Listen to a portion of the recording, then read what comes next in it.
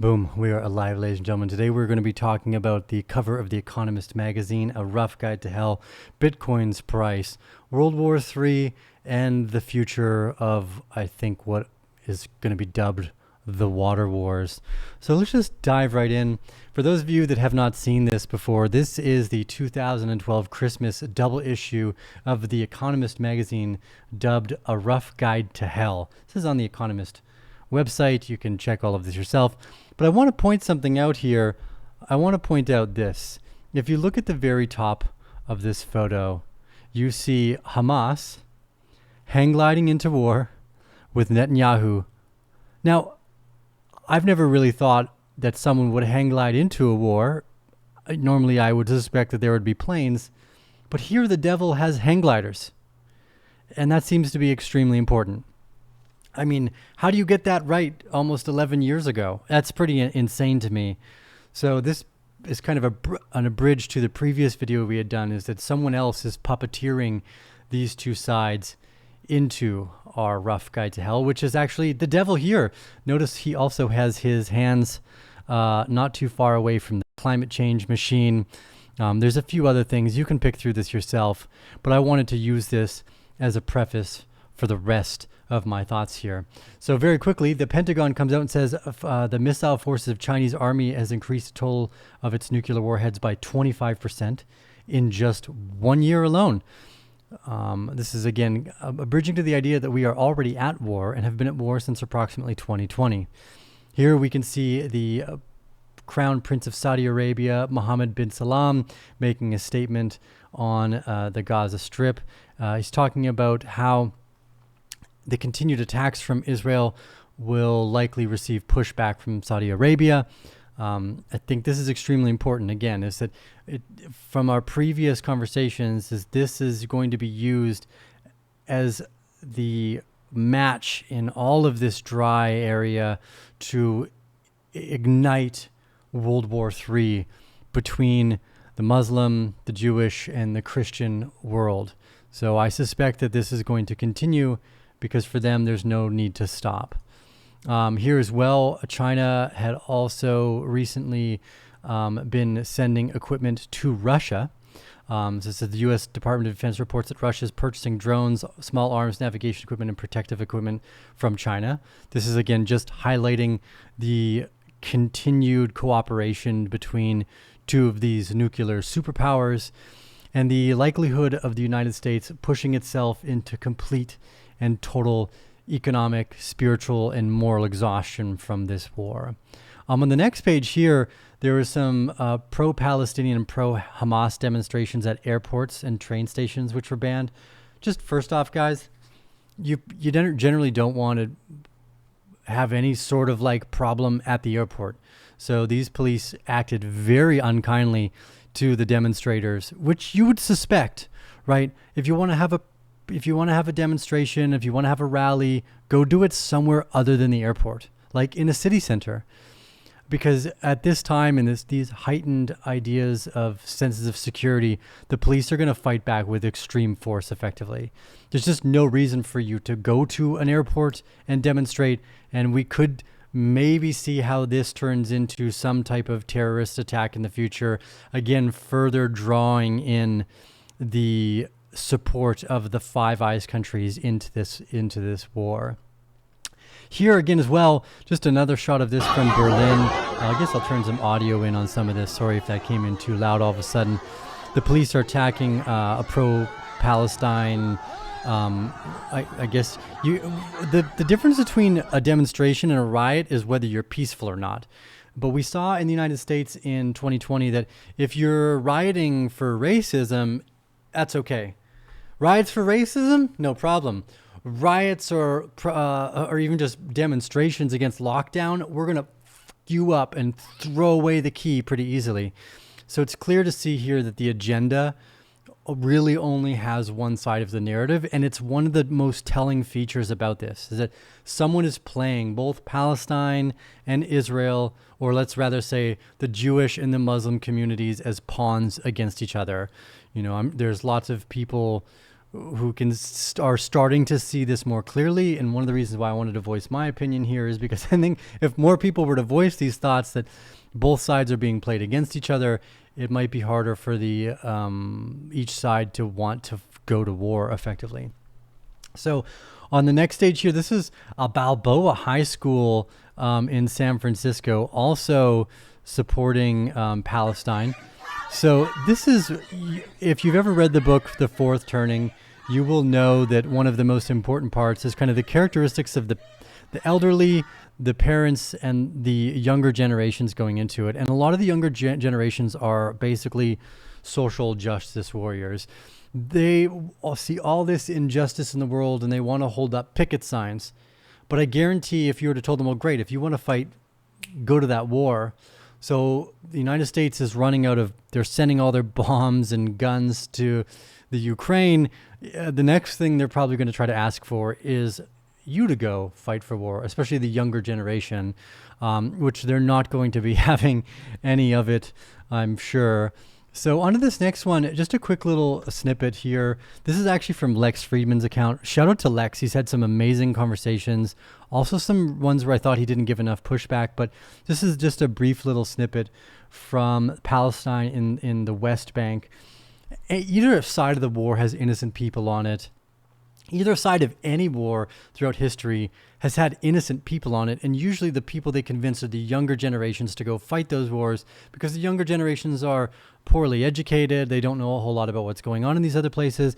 And this is just a quick snippet I wanted to play here of Lex chatting with a Palestinian Christian in the West Bank. Would be surprised to see a Palestinian who's a Christian. Yes. Is there a tension in that? Yes, Can you explain what it's like to be you? Yes, it's actually because I've been to America, and once when I was there and I said that I'm Palestinian Christians, and they, how come you are Palestinian Christians? They don't know that in Palestine there are Christian people.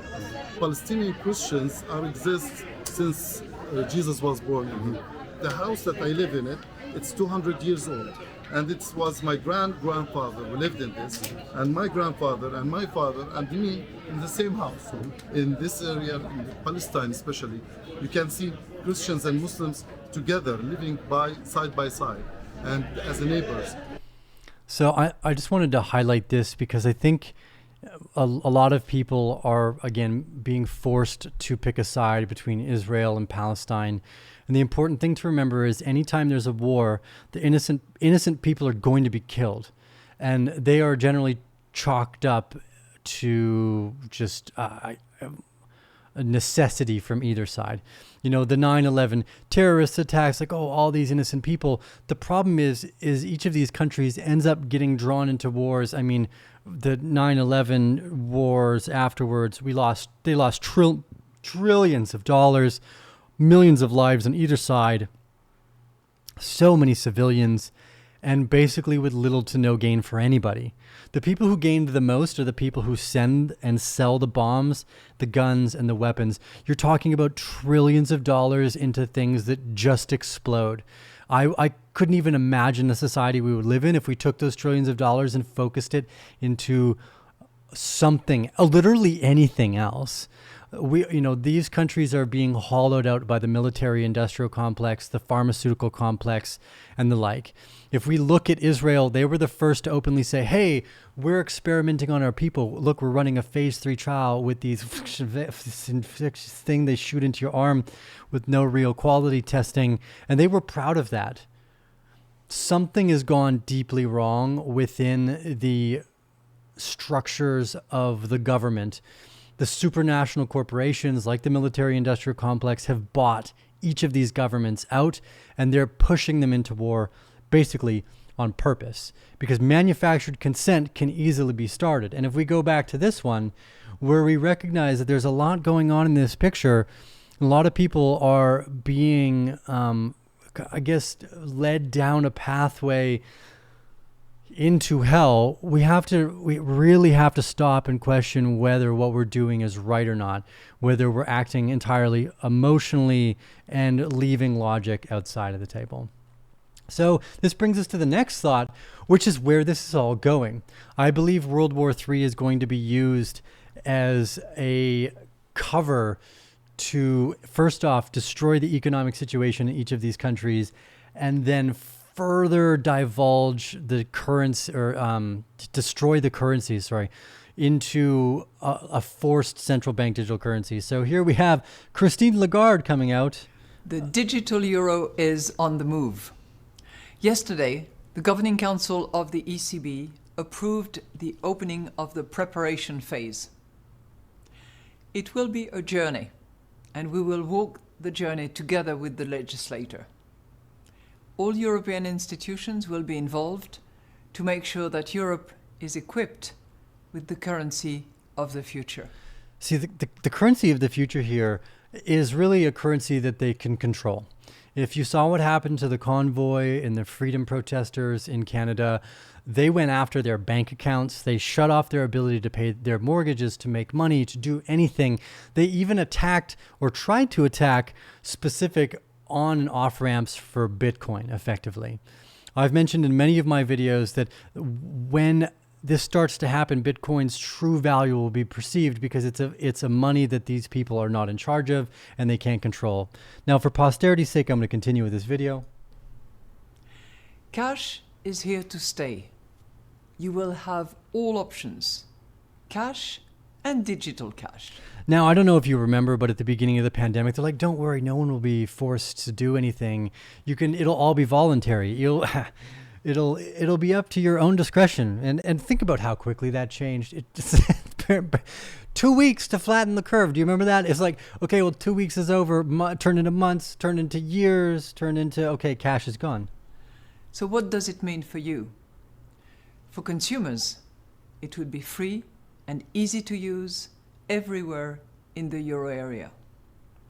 All of that, of course, is subject to the legislative process. Yeah, and the legislation has already been bought out by these supranational corporations. It's clear. So, oh yeah, of course, it'll be up to democracy and legislations, but don't worry, we've already paid them everything, so they're going to come on board with us anyways. Cash or digital, the choice will be yours. Your euro, your choice. Now, I don't know if you really feel like you've had a choice in a lot of this, but generally people get coerced. This is what manufactured consent does. They're going to evolve some crisis, and then the need for this central bank digital currency will be like, oh, it's safer, it's easier. Now, I don't know how some of the biblical texts managed to talk about how the future you would have to be aware of societies who tried to force you into some type of control mechanism which regulated the buying and selling of all goods by putting like some type of chip or barcode into your hand or your forehead. Who knows? But this looks like the stepping stone and that rough guide and our road to hell. I want to do one more video here I thought was really great as well. The idea had... This is a former WEF global leader for tomorrow turned whistleblower, economist Professor Richard Werner explains how, according to his sources, central bank digital currencies will be held on small microchips implanted under the skin, and universal basic income will be used to entice people into accepting this gross invasion of freedom, privacy, and bodily autonomy. Been by central banks to introduce this, as we said, central bank digital currency. But have you ever seen an article or a video or, whatever description of what it actually looks like? I mean, with central bank paper money, we know what it looks like, right? Yeah. Bank digital currency, we know, and we've used it ourselves. We know what it looks like. But what does central bank digital currency look like? You see? So they never talk about that because people won't actually like the looks of it. Yeah. Because it apparently looks, and several central banks apparently, as I heard from my sources, have already fully developed the final stage of. Yeah, they're already done. They are already in the stages of workness. Now, one of the things we can actually have as a bright side is we know how fucking stupid some of these people are with technology. We've seen them fumble the ball in the past. They can barely keep track of their own internal data records. So if you give a government the ability to have a digital currency, I'm assuming that there's going to be people that figure out how to hack it real fast. So just as a side note, maybe there's some upside to how dumb they are. CBDC, I mean, it comes in stages, initially likely through your mobile phone, but that's only an intermediate step. And the final stage is, it's small, and it's the size of a grain of rice. Now, why is that? And that grain of rice is your entire wallet, or? Yes, it's your digital ID, your wallet, can be your passport, your key. Now, of course, what we found with our debit cards or credit cards is they've already now moved to the system, RFID chips, RFID. Yeah. So what's important here too is to remember they're going to come up with some reason like, oh, look, you can lose your wallet and you can lose your ID and it's such a pain in the ass. This makes it easier.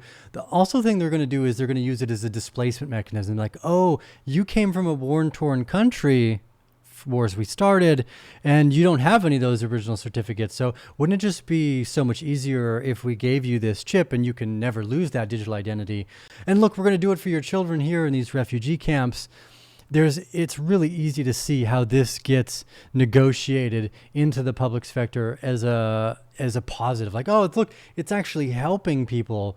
We're making it so much easier for them because now, refugees have an easier time to do this. So just put your hand out and we're actually going to give you free money through universal basic income to accept that. Technology where you just wave the thing, contactless. Yes. That is sort of the conditioning us in this direction. That in the future you'll just wave your hand because you've got the microchip implant under your skin, and because and each step there's a rational reason. It's easier just to wave this, isn't it? It's much faster because we always have to. Exactly. Each step of the way, there's a rational reason and an explanation for why you should just accept this. This brings us to the final kind of closing of the video here, which is going to be talking about excess mortality and the water wars, and then also finalizing with just a tinge of Bitcoin price, because I think they're all related. So first off, let's give a shout out to Andrew Bridgen for one of the only people talking about this in open parliament as well. Obviously, he's speaking to an empty House of Commons almost. But as you can hear, I'm not sure if you heard that in the background. I'll play this one more time. I'm going to turn this up a little bit more. You hear all that clapping in the background? That's because these top rows, which you can't see, are full of the public. The general public is hyper interested in this, but the politicians are not, because the politicians are bought and paid for. That's almost become clear as day now. So moving on. Another one from Edward Dowd here. He does fantastic work. A new report, UK death and disability analysis. If you're in our private group, we've been looking at this for almost a year and a half now. The data is becoming blatantly obvious, but the anecdotal evidence observed in the media has been confirmed by strong statistical signals. Excess death rate in cardiovascular disease flat 2020, but up 13% in 2021 and 43% in 2022.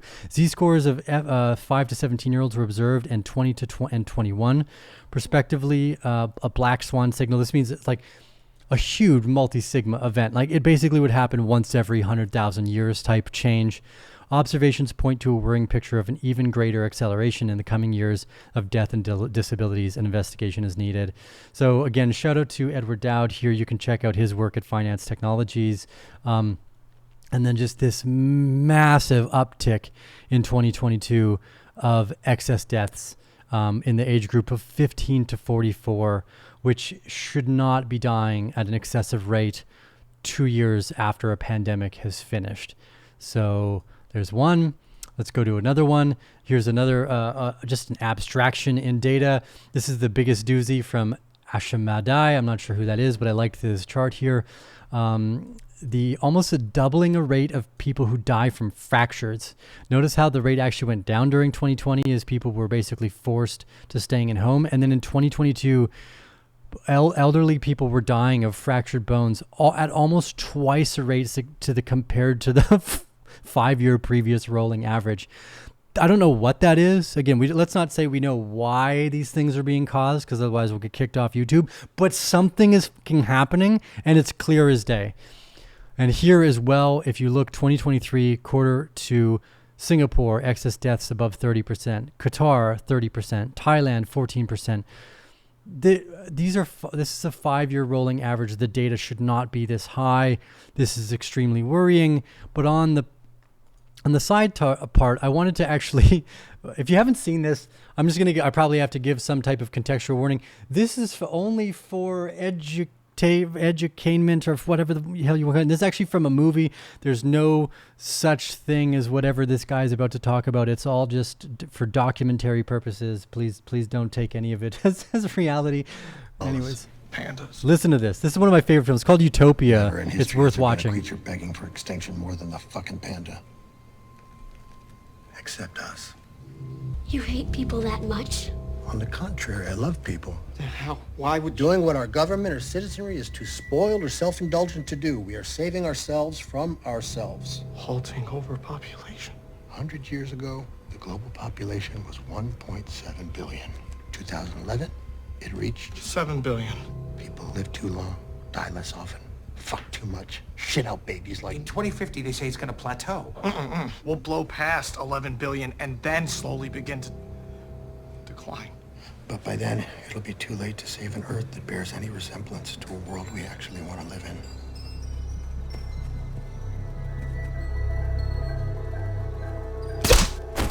Global warming, mass extinctions, food, water shortages.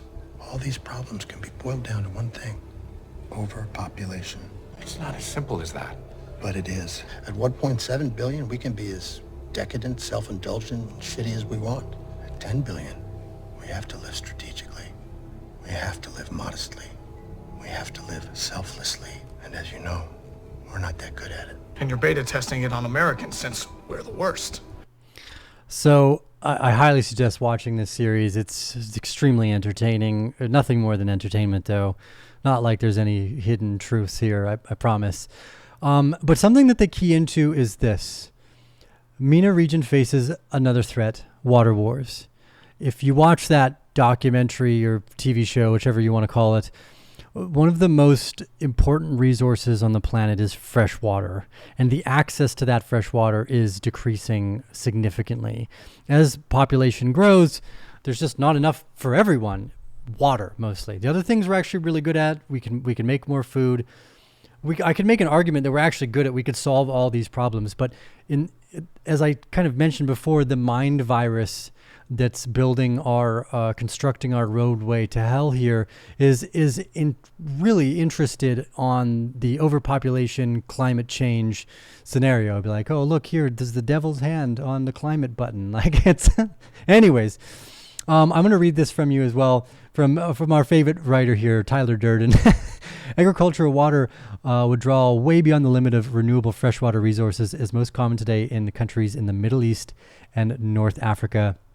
Statistica's Catherine Bolchols reports that according to FAO Aquastat database, where there is latest available year-on-year data for since 2020, several other nations with Spain, South Africa, South Korea, Pakistan, and India are all sticking out as using up the higher share of their freshwater resources in their agricultural neighbors.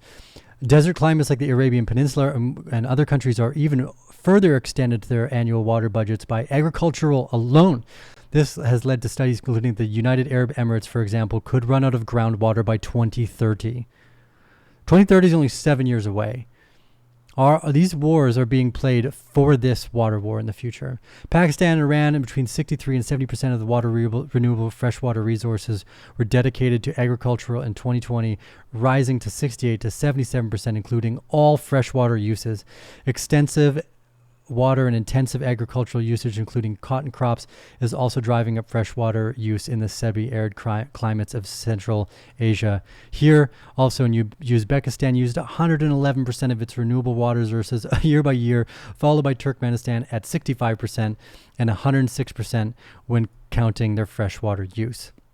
The only other country extending its freshwater budget when combining agricultural freshwater use was Jordan. So, I want to talk lastly about Bitcoin. This is a video I made 6 years ago. This is actually the very first video I made about Bitcoin. And I said Bitcoin's going to $6 million. I still think Bitcoin will go to $6 million. But I think by the time we get there, it's not going to be in a world where we think $6 million is as functional as we think it will be today. $6 million of Bitcoin might only buy you 10,000 liters of water. We have no idea how valuable water is.